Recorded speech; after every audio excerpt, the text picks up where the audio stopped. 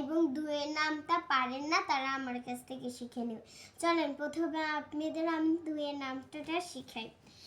এই যে 2 অক্ষে 2,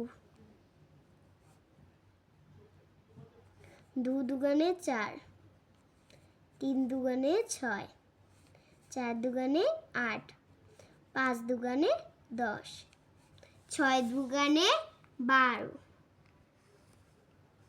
7 দুগুণে 14,